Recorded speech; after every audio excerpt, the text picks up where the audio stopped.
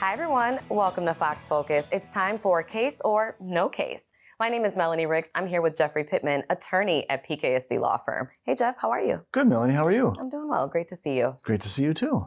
You like to ride your bike? I do. Okay, so you're riding your bike on one of these interurban trails. So there's one that's up in Ozaukee County, and there's designated road crossings, right? So you're riding your bike and you're coming south, I guess southwest direction, and you're coming up to an intersection on the road that has that designated crossing. The time, it's about dusk, right? So it's not quite dark yet, but you're driving and you pull out into the road and there's a car coming from your left and it doesn't see you in time and it hits you head on. You get seriously injured, you break a leg as a result of that.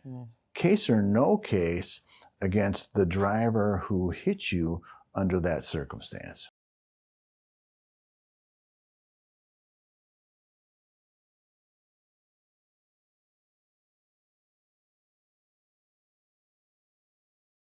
I would definitely assume there's probably a case. I think that there's a case, right? Because people have to know that there's that trail and it's a designated bike lane.